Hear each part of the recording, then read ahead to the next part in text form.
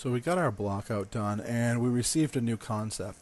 So the concept changed a little bit from our original, and this will happen sometimes in production if a art director or lead sees something in 3D and isn't quite sure of how it's going to look. So he'll sometimes ask the concept artist to change things up a little bit, and it's something you get used to. So with that going forward, I'll take my old block out and see what I can reuse from it. And there's a couple things that I still like, so I'll delete out the things that I'm not going to use.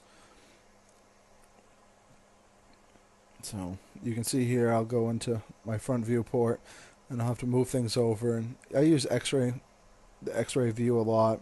It lets you see through the model so I can see what's going on behind it. And now that we're in a high poly stage, you can look at my modifier stack, and I have two symmetry modifiers and the turbo smooth, and that's going to let me mirror it over the center, both center axis, X and Y, and let me see what it would look like from all the different angles from the sides and back, and quickly get that geometry worked out. So I deleted the shapes out right there, and this right here is going to be basically a little bit more straight edged here. So I'm just cleaning up the geometry a little bit, the verts, and just going to push it a little bit and see how it looks. So you can see there I showed the end result, and you can see how it's smoothed. And the reason why I got all bubbly is because I don't have enough control edges. And the control edges I'll put in with using the connect tool under edit poly, and I'll make a couple edge loops. And these are useful because they'll help control how loose or how tight the smoothing will be. And you'll see when I create a few of those later on how it works.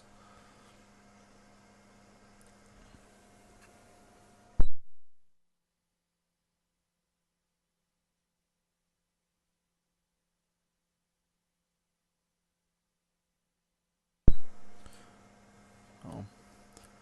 Just going to go ahead and copy that shape up there, so I get basically the same rounded corners as I will on the bottom, and that will help speed things up a little bit. I won't have to match it, and I can quickly clone and copy some pieces around and move verts and edges and quickly get my shape roughed back out like it was before in the original block out. So you can see here they're not lining up perfectly, but we can easily fix that later on when we go in and weld everything together. So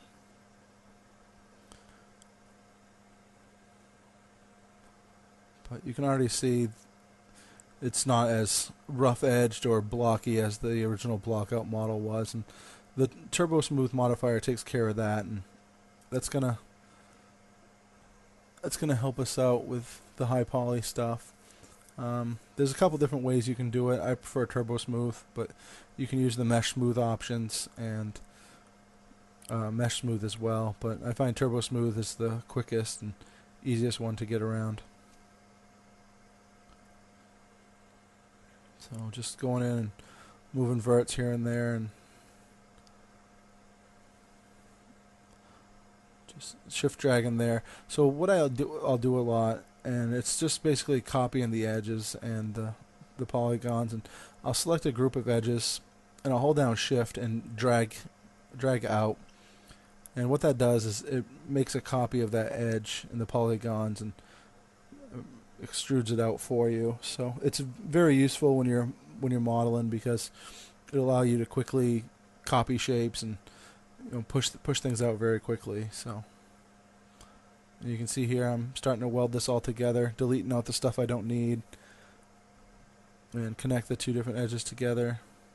So it's just basically going through and cleaning up the mess I make and get it to a point where it's workable for me. And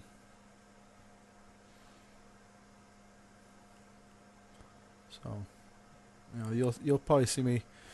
I do undo a lot, and Control Z is definitely one of my most used hotkeys. And some guys can get away with not doing it. I tend to try a few different things here and there and try to get experiment with a few different things. So feel free to do that and quickly block your stuff out. So but we'll continue on with the next video. and we'll touch more on the HighPoly stuff and break down my workflow a little bit more for you.